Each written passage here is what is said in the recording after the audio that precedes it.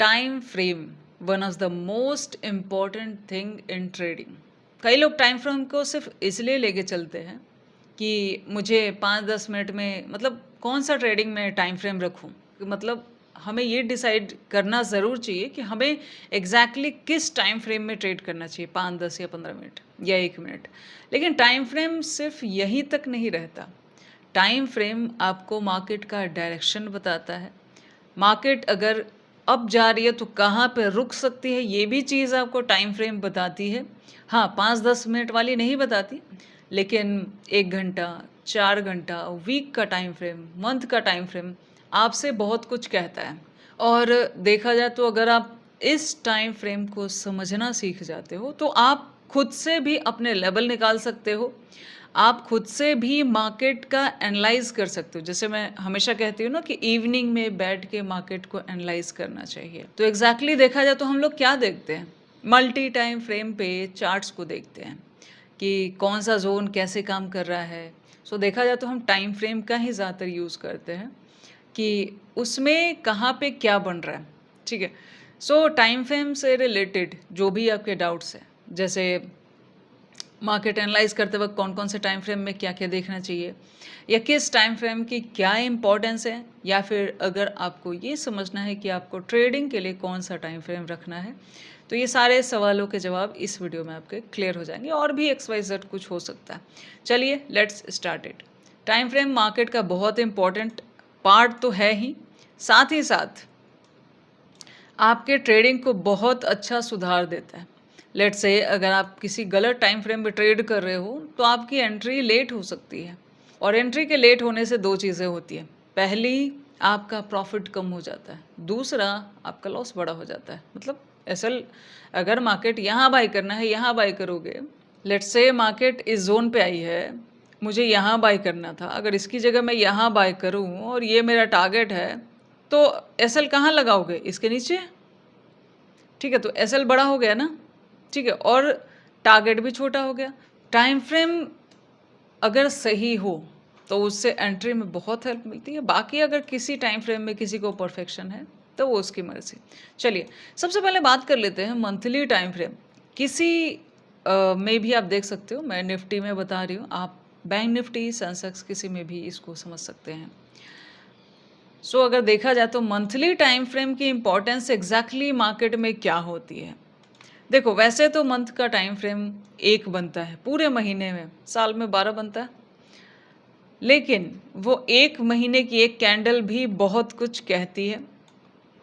और अगर वैसे कैंडल किसी जोन पे आए तो उसको कभी भी अवॉइड नहीं करना चाहिए। जैसे यहाँ पे देखो, अगर मंथ के टाइम फ्रेम में आपको चेक करना है तो सबसे पहले ये चेक करें कि वहाँ पे कोई सपोर्ट या कोई रेजिस्टेंस है। अगर है तो उसको काइंडली अवॉइड न करें। 5-10 मिनट में आपको बस कुछ कैंडल्स ही दिखती है, एग्जैक्टली बहुत ज़्यादा अंडरस्टैंडिंग नहीं होती। इसलिए स्मॉल टाइम फ्रेम या जो भी आपका एंट्री वाला टाइम फ्रेम होता है, या इसको ऐसे भी कह सकते हैं कि जो आपका ट्रेडिंग टाइम फ्रेम होता है, उस पर पूरी तरह बिलीव मत करो। उस पर एंट्री के लिए उस पर बिलीव करो, लेकिन एनालिसिस के लिए आप सिर्फ उस सिंगल टाइम फ्रेम का यूज़ करके सही ट्रेड पंच नहीं कर सकते। जैसे अगर मैं यहाँ पे देखूँ तो एक जोन से मंथ में मार्केट ऊपर जाती है, मंथ में फिर मंथली कैंडल है पूरा मंथ का। ठीक है, किसी में भी मंथ के टाइम फ्रेम में आपको क्या देखना है वो बताती हूँ बस। ठीक है, उससे आप खुद के लेवल, खुद का एनालिसिस करना सीख जाओगे। यहाँ पे देखो मंथ का कैंडल काफ़ी अच्छा ग्रीन रेड बना है, ये वाला। उसके बाद देख रहे हो मंथ की कैंडल ग्रीन बन गई। अगर इसको स्मॉल टाइम फ्रेम पे देखोगे तो कंफर्म दिखेगा कि सेलर बहुत ज़्यादा एक्टिव है, सेलिंग बहुत ज़्यादा फास्ट चल रही है। ठीक है, लेकिन जब बिग टाइम फ्रेम पे जाओगे तो दिखेगा कि इधर एक सपोर्ट जोन के पास आ रखी है मार्केट। पहली चीज़, वापस देखो इसी सेम लॉजिक से वापस घूम के जब मंथ की कैंडल सेम सपोर्ट पे आती है, यहाँ भी ये बहुत अच्छी सेलिंग है। अभी ये वाली सेलिंग वो है जो अभी चल रही थी ना, because of any reason, but ये इंटरनेशनली जो मार्केट डाउन चल रहा था या कोई भी रीज़न हो, मार्केट किसी भी कारण से जब भी मंथ के सपोर्ट पे आती है, आप उसे कभी भी अवॉइड न करें। वहाँ से थोड़ा या ज़्यादा अगर लेट से मार्केट को और गिरना भी होता, तो मार्केट कुछ इस तरीके से गिरना पसंद करती, फिर भी यहाँ पे ग्रीनरी तो देखने को मिलती ही मिलती।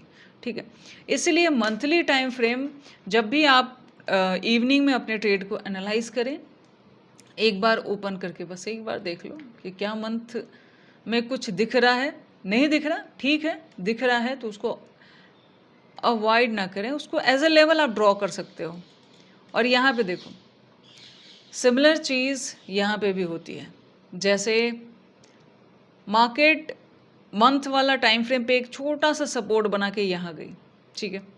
अब यहाँ पे जब ये दोबारा इस जोन पे आई है ग्रीन बना के, फिर देखो 2 मंथ इसी के नीचे रह गई। कारण कभी कभी 2 भी रह जाती है, कभी 1 भी लगा ऐसे रिजेक्शन देके चल जाती है।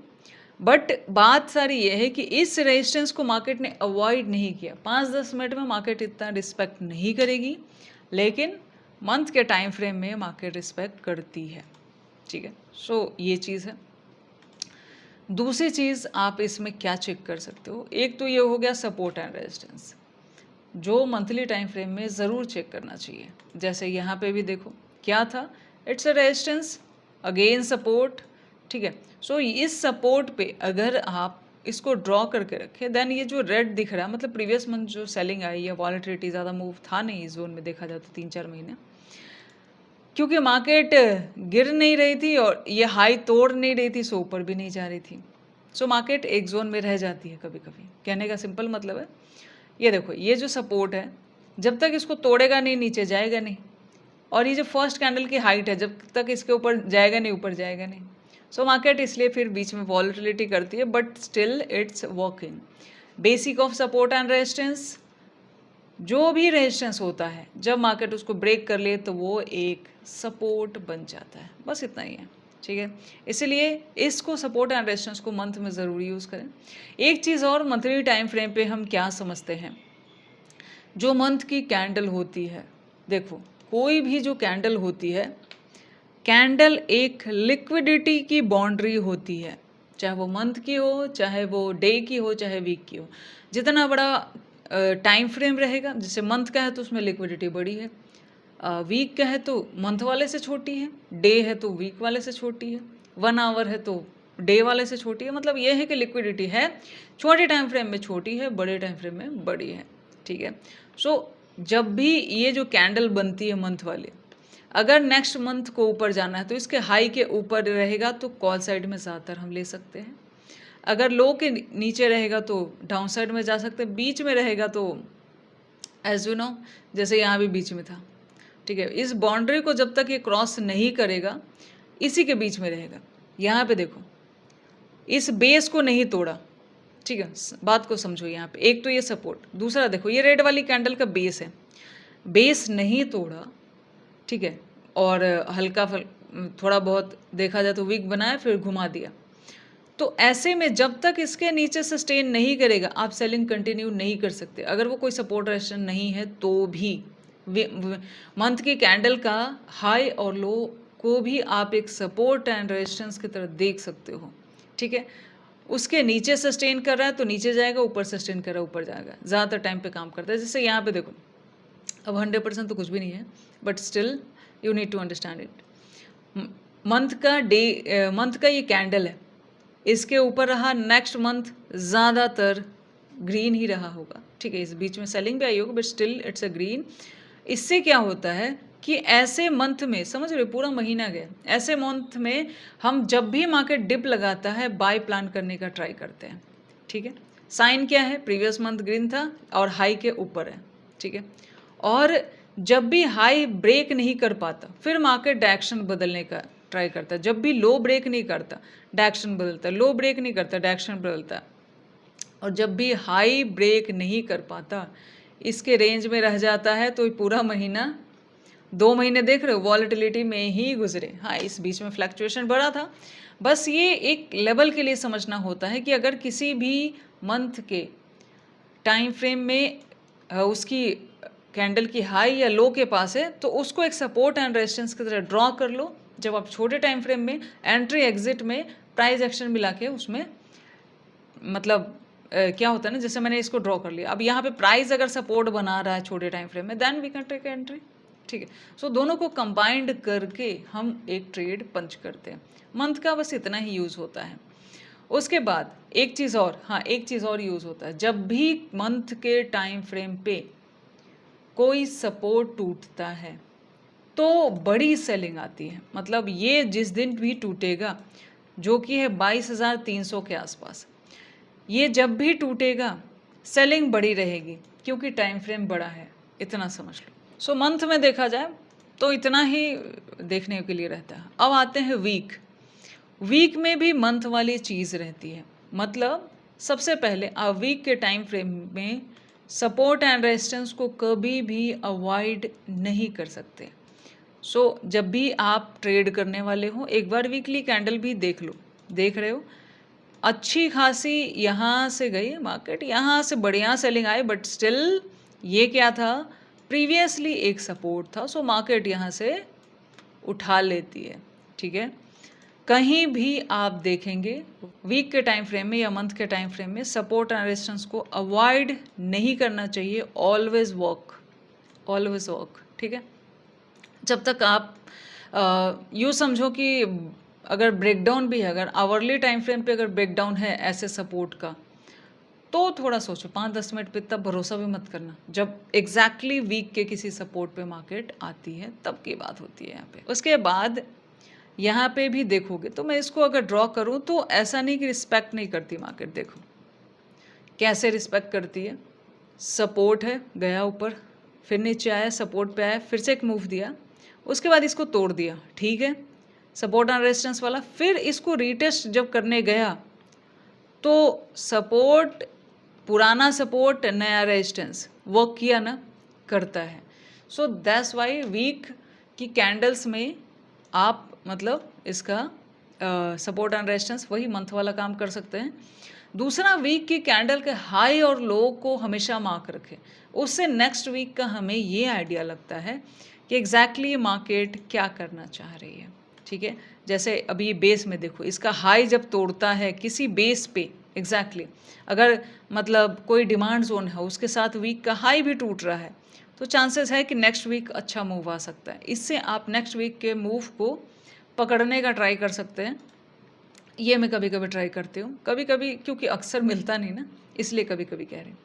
सो एक प्रीवियसली डिमांड जोन पे आने के बाद वीक देख रहे हो एग्जॉस्ट हो चुका है प्रीवियसली 2 वीक। ठीक है, इधर से सेलिंग ठीक थी और उसके बाद एक वीक वाला कैंडल बनता है जो ये दिखाता है कि बायर एक्टिव है, हो रहे हैं, ऐसा कह सकते हैं, बायर एक्टिव हो रहे हैं। ठीक है, और जब इसका हाइट ब्रेक आउट होता है then it's a good move. Market सीधा इन दोनों के हाइट तक जाने का ट्राई करती है। ठीक है, उसके बाद क्या होता है एग्जैक्टली नेक्स्ट वीक का भी अगर हाई देखोगे उसके ऊपर है। ठीक है, आप कॉल साइड में जा सकते हो, इससे डायरेक्शन का भी पता चलता है। अगर इस हाई को ब्रेकआउट नहीं कर पाया तो फिर थोड़ी मुश्किल होती है, फिर वहाँ आप छोटे टाइम फ्रेम पे प्राइस का कंफर्मेशन ज़्यादा लें, मूव कम ट्राई करें, स्कैल्पिंग ज़्यादा ट्राई करें, वो आपके लिए काम करेगा। ठीक है, सो ये वाला जो जोन है ये 50-50 है और हाई का ब्रेकआउट जब हो गया then this one is clear confirmation for call side. Okay, week कुछ ऐसे काम करता है और देखो इसलिए इसका जो वीक का कैंडल होता है उसका भी हाई और लो कभी भी अवॉइड ना करें। यहाँ पे भी देखोगे तो देखो इस हाई को विक बना के यहाँ की लिक्विडिटी उठा ली, बिकॉज बोथ साइड कैंडल्स में मैंने आपको बताया है कि लिक्विडिटी रहती है, चाहे वो वीक वाला ही क्यों ना हो। यहाँ लिक्विडिटी है या बाउंड्रीज होती है, कैंडल्स के हाई और लो बाउंड्रीज होती है, देन मार्केट यहाँ का लिक्विडिटी उठाता है फिर डाउन आ जाता है। सो ऐसे में क्या होता है, ये पूरा वीक बन रहा है, देख रहे हो। अब ऐसे में क्या होता है कि अगर इसके नीचे आ गया है तो एटलीस्ट मैं आंख बंद करके ये और ये वीक देख के कॉल साइड में जाने का ट्राई नहीं करूँगी क्योंकि इसकी हाइट के नीचे आया है। ठीक है, सो दैट्स द थिंग। और दूसरा देखो इस हाइट को कितनी बार रिस्पेक्ट किया है, एक बार, ये दूसरी कैंडल भी नहीं जा पाई, तीसरी, 3 वीक इधर ही रह गया।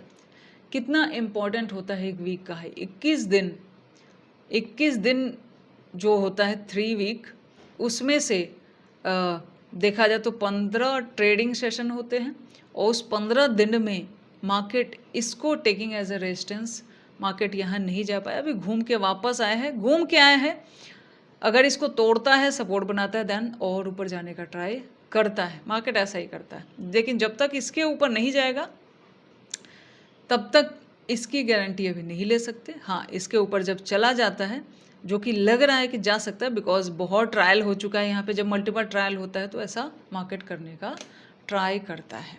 ठीक है, सो वीक की कैंडल में मैं इतना ही देखती हूँ, support and resistance, then week का हाई एंड लो, उसको मैं अवॉइड नहीं करती, दैट्स द थिंग। वीक में आप देख सकते हो, कभी कभी एक चीज़ और वीक में काम आती है, लेकिन वो बहुत कम काम आती है। एग्जैक्टली मैं अगर आपको बताऊं, बहुत कम काम आती है, इसीलिए उसको नहीं ही बताती हूँ, उसके पीछे पड़ोगे तो इतना चलेगा नहीं, कभी कभी काम आती है।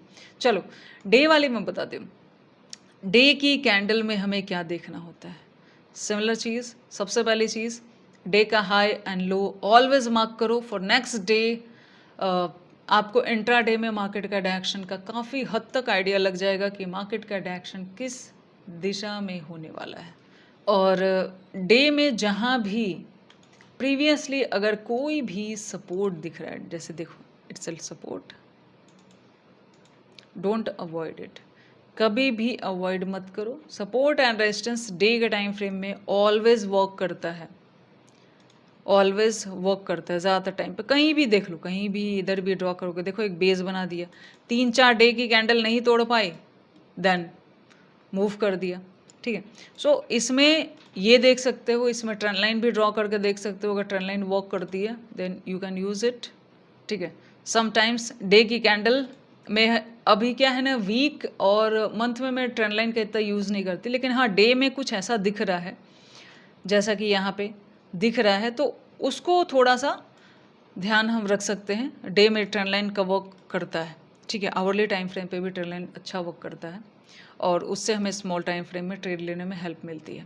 ठीक है, सो इसमें आप सपोर्ट एंड रेजिस्टेंस भी देख सकते हैं, छोटे छोटे लेवल्स मार्क होंगे और मूव अच्छा मिलेगा। जब भी आपको मिलेगा ऐसे टाइम फ्रेम पे, आप एंट्री के लिए छोटा टाइम फ्रेम यूज़ करो, बट मूव बढ़िया मिलेगा। देख लो 700, अब 700 मत लो, बट कुछ तो मिलेगा।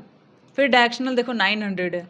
ठीक है, सो डे का सपोर्ट एंड रेजिस्टेंस भी कभी भी अवॉइड नहीं करना चाहिए। स्मॉल टाइम फ्रेम सिर्फ एंट्री के लिए हो रहा है, ये सारा चीज़ अलग अलग टाइम फ्रेम पे हो रहा है, ये सारे लेवल्स, जैसे मैं पहले प्रेडिक्शन भी आपको बना देती। तो ऐसा नहीं है कि सिर्फ 5 मिनट देखा और बता दिया कि मार्केट में ऐसा व्यू बन रहा है। व्यू बनाने के लिए टाइम लगता है और घंटों इनको देखना पड़ता है, फिर कुछ लेवल्स निकलते हैं और हम उसको बताते हैं कि हाँ चलो ये ऐसा काम करता है।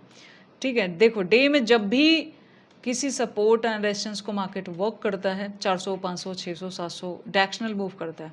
अब उतना ना सही, but it's a good move, कुछ तो मिलना चाहिए इसमें। ठीक है, तो ऐसे काम करता है, हर जगह ये काम करता हुआ आपको दिखेगा, जैसा कि आप यहाँ पे देख पा रहे हो। इसे रेजिस्टेंस, मार्केट गया, उसको रिस्पेक्ट किया। ठीक है, रेजिस्टेंस था, मार्केट गया, रिस्पेक्ट किया। और दूसरा एक बात समझो, इस सपोर्ट एंड रेजिस्टेंस को देख लिया करो।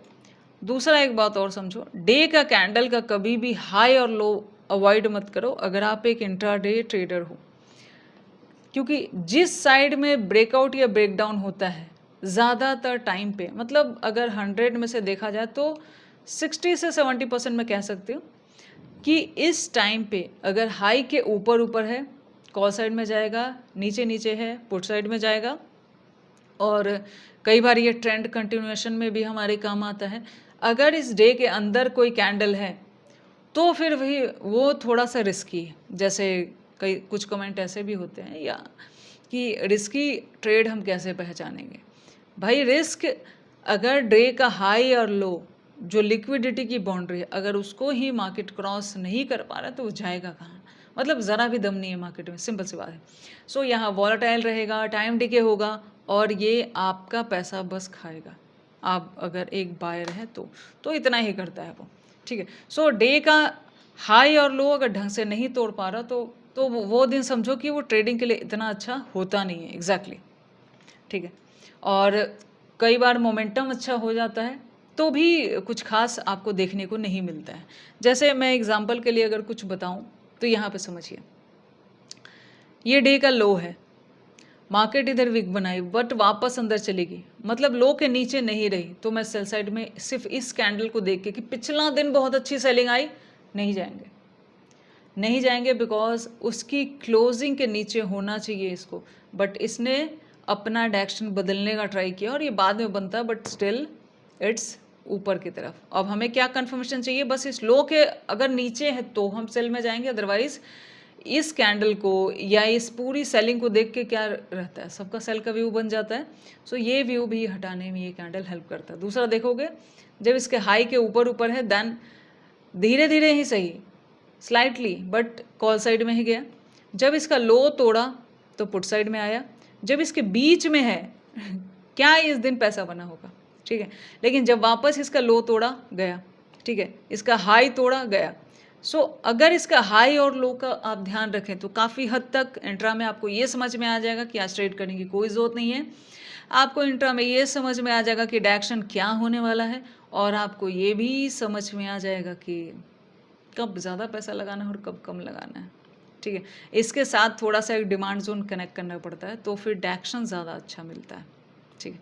चलो यहाँ पे एक चीज़ और देखो, ठीक है, यहाँ पे देखो एक बेस से मार्केट उठती है, उसके बाद हाई हाई टूटता हुआ जा रहा है, ठीक है। यहाँ पे क्या हुआ, लो टूटा, कुछ नहीं किया, यहाँ पे हाई नहीं टूटा है ना, ठीक है। हाँ, कुछ दिन ऐसे होंगे ये कुछ गैप डाउन जैसा है लेकिन ऊपर की तरफ गया, तो एक आध तो भाई अब 100 में 100 तो कुछ भी नहीं होता ना मार्केट में। यहाँ पे भी देखो अंदर है कैंडल के, कोई मूव नहीं है, उसके बाद देखो अगले दिन हाँ स्लाइटली डाउन है। अब इस दिन क्या होगा, आप एटलीस्ट कॉल साइड में नहीं जाओगे, इस दिन लो टूटा है, हम कॉल साइड में नहीं पुट साइड का ट्रेड देखेंगे। लो नहीं टूटा, हाई नहीं टूटा, बीच में है, देख रहे हो कई बार। अब इसको थोड़ा सा और आगे खींचो, ये देखो कितना लंबा गया। इस डे के हाई और लो को 1 2 3 4 5 6 पूरा हफ्ता मार्केट तोड़ नहीं पाई। इस पूरे हफ्ते में कितना पैसा बना होगा और कितना गया होगा, दोनों चीज़ें हैं। सो लॉसेस ऐसे डेज में ज़्यादा होते हैं। डे का हाई और लो बहुत ज़्यादा इंपॉर्टेंट होता है, कहने का बस इतना मतलब है, ठीक है। और इसमें अगर देखोगे देन दिस वन इज़, देखो जहाँ जहाँ लो टूटता जा रहा है मार्केट आता जा रहा है, जब लो टूटना रुक गया मार्केट रुक गया, वहाँ पे सिंपल सा तरीका यहाँ पे ऐसे इस्तेमाल कर सकते हैं। सो डे के कैंडल्स के ये इस्तेमाल होते हैं, और इसमें अगर चाहो तो ऐसे लिक्विडिटी जोन अगर कंबाइंड हो जाए तो बड़े मूव देखने को मिलते हैं। जैसे देखा जाए तो ये बहुत अच्छा डिमांड जोन था। सो यहाँ पे demand zone, big demand zone पे आया और देन इस यहाँ पे ग्रीन बनाए, उसके बाद हाई को ही तोड़ा, तो देखो एक बहुत अच्छी रैली देखने को मिलती है।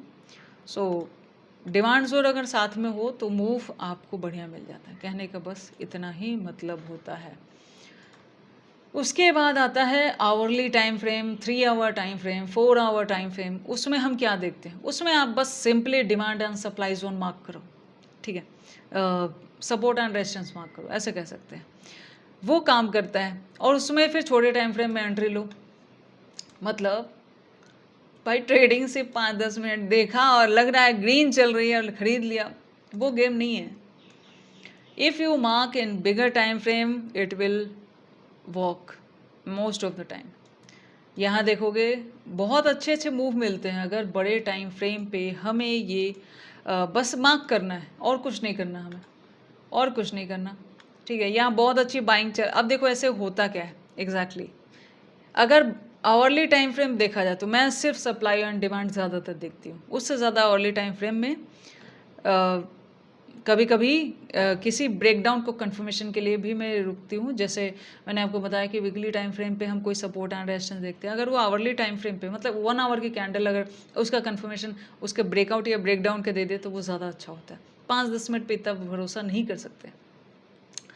यहाँ पे बहुत अच्छी सेलिंग आ रही है, ठीक है, मार्केट यहाँ से उठ जाती है, ये एक डिमांड एंड सप्लाई जोन बनाती है। अब वापस घूम के यहाँ आई है तो it's a demand zone, buying चल रही है, सबको लग रहा है बाइंग जाएगी, लेकिन अगर मैंने इसको बिग टाइम फ्रेम पे ड्रॉ कर दिया तो 5 मिनट पे तो नहीं, बड़े टाइम फ्रेम पे क्या दिखेगा, ये तो सप्लाई जोन के पास आ गया, बाई नहीं करेंगे, सेल करना है करेंगे, बाई नहीं करेंगे, ठीक है। तो देखा जाए तो काफ़ी टाइम, ये मल्टीपल टाइम 2-3 ट्रेड ऐसे दे देता है किसी भी जोन में, और 2-3 हफ्ते भी निकाल लेता है ये। सो निफ्टी में ये आप 1 घंटा, 2 घंटा, 3 घंटा, 4 घंटा उसका इस्तेमाल इस तरीके से कर सकते हो, वो काम करता है। अब उसके बाद एक सवाल और आता है, एंट्री के लिए जो हम ट्रेड करते हैं उसके लिए हम कौन सा टाइम फ्रेम का इस्तेमाल करें। देखो, अगर आप ऑलरेडी किसी टाइम फ्रेम पे ट्रेड कर रहे हो, वो आपके लिए काम कर रहा है, तो आपको इस चीज़ को बदलने की कोई ज़रूरत नहीं है, ठीक है। इसको उन लोगों को फिक्स करने की ज़रूरत है जो 5 मिनट, कभी 10 मिनट, कभी 15 मिनट ऐसे घूमते रहते हैं टाइम फ्रेम में। तो वो एक चीज़ फिक्स करो। अब बारी आती है कि ट्रेडिंग के लिए कौन सा टाइम फ्रेम का इस्तेमाल करें, 5, 10, 15 मिनट या 1 मिनट। देखो, अगर आप पहले से किसी टाइम फ्रेम का इस्तेमाल कर रहे हैं, वो आपके लिए फ़ायदेमंद है, तो आपको कोई ज़रूरत नहीं है किसी भी टाइम फ्रेम को चेंज करने की। आप उस पे काम करो जिस पे कर रहे हो पहले से। अब बारी ये आती है कि कुछ लोग ऐसे हैं जो इसको बार-बार फ्लक्चुएट करते रहते हैं, वो मत करें, उसकी वजह से भी लॉसेस होते हैं। और मैंने इसको भी सेट करने में मुझे टाइम लगा था, क्योंकि मुझे कभी लगता था 10 मिनट में पैसा बन गया तो 10 मिनट में कर लिया, कभी 15 मिनट कर लिया, तो एग्जैक्टली कुछ खास इस फ्लैक्चुएशन की वजह से ना कुछ खास ट्रेड चल नहीं पा रहा था। सो मैंने क्या किया, जब एक टाइम फ्रेम पे ट्रेड करना शुरू किया तो आपके साथ क्या होता है। देखो, जब आप एक प्राइस को एक टाइम फ्रेम पे बार बार बार बार बार बार डेली देखते रहते हो तो आपके साथ क्या होता है, प्राइस के साथ साथ एक ग्राफ आपके दिमाग में बनने लगता है, जो जब मार्केट में कुछ चल रहा होता है ना, तो आपको ये बताता है कि अभी प्राइस ऐसा बन रहा है तो इसके बाद क्या हो सकता है, ठीक है। एक तरह से मतलब क्लिप की तरह, इमेज की तरह आपके दिमाग में ऐड ऑन होता जाता है। कुछ टाइम गुजरने के बाद टाइम फ्रेम कुछ ऐसे वर्क करता है। सो आपको देख के अंदाज़ा लग जाता है कि एग्जैक्टली अभी मार्केट में होने वाला क्या है। और ऐसा तभी होता है जब आप किसी एक टाइम फ्रेम पे शिफ्ट होते हैं। सो सबसे पहले देखिए यहाँ पे क्या करेंगे हम, यहाँ पे अब मान लो यहाँ पे मुझे एंट्री लेनी है, मैं ये नहीं करी ले रही नहीं ले रही, इट्स जस्ट एन एग्जाम्पल, ठीक है, सिर्फ इसको समझने के लिए समझ रहे हैं। मान लो यहाँ पे हमने बहुत सारी चीज़ें यूज़ करके एक लेवल निकाला और हमें समझ आ रहा है कि यहाँ पे एक एंट्री बन सकती है। अब देखो एग्जैक्टली अगर इन कैंडल्स को मैं 5 मिनट में देखूँ तो मैं तुरंत एंट्री बनाना इतना पसंद नहीं करूँगी, ठीक है। और उसके बाद देखा जाए तो अब ये मूव मुझे मान लिया ट्रेड करना है, तो कैसे करेंगे। आप यहाँ ले लोगे इस छोटी सी कैंडल पे भरोसा करके, और क्या गारंटी है नहीं गिरेगा। अब भाई आपको समझ आ रहा है या लेवल की कंफर्मेशन है तो एक अलग बात है, अदरवाइज कैंडल की कुछ खास कंफर्मेशन यहाँ पे नहीं है। बस ये है कि ठीक है, इस कैंडल के बाद कोई कैंडल और नीचे नहीं गई और इधर रुकी हुई है, ठीक है। ये है 15 मिनट का टाइम फ्रेम, ठीक है। दोबारा कह रही हूँ, अगर आपके लिए ये बेनिफिशियल है तो आपको टाइम फ्रेम बदलने की कोई ज़रूरत नहीं है। अगर मुझे एंट्री पॉइंट यहाँ ढूंढना है, रेसल ढूंढना है, तो मुझे थोड़ा सा इस ग्राफ में थोड़ा सा मुझे लगेगा कि लूँ कि नहीं लूँ। उसके बाद क्या होगा, 10 मिनट वाला थोड़ा सा क्लियरिटी यहाँ पे दे रहा है, और एक सपोर्ट जैसा यहाँ पे दिखा रहा है कि हाँ कुछ बायर ट्राई कर रहे हैं, ठीक है। बट अगर ग्रीन कैंडल का, जैसे मैं ग्रीन कैंडल का एक वेट करती हूँ, वेट करोगे तो एंट्री यहाँ चली जाएगी, ठीक है। सो ये अपना अपना तरीका है। 5 मिनट में देखो मुझे क्या दिखता है वो बता देती हूँ, क्योंकि ऑलवेज मैं 5 मिनट में ही ट्रेड करती हूँ। यहाँ पे मुझे एक सपोर्ट दिख रहा है, देखो यहाँ पे एक सपोर्ट दिख रहा है, और यहाँ पे प्राइस हाई होता हुआ दिखा, ठीक है। अब उसके बाद 1-2 कैंडल भी ग्रीन बन रहे हैं। अब मुझे बस इस जोन में अगर मैं फर्स्ट कैंडल पे या सेकंड कैंडल पे मैं एंट्री ले लूँ इधर, तो मेरा एसएल यहाँ रहेगा। अगर घूमता भी है तो मैं एसएल दे दूंगी, यहाँ लाने की मुझे ज़रूरत नहीं है एसएल, ठीक है। इसके नीचे एसएल दे दूंगी, एंड देन छोटी सी स्कैल्पिंग है ये, बस जस्ट अ स्कैल्पिंग। यहाँ तक भी कभी कभी एक कैंडल की स्कैल्पिंग भी हम लोग करते हैं, कभी 2 कैंडल भी करते हैं। जितना भी करो कुछ तो मिलेगा, ठीक है।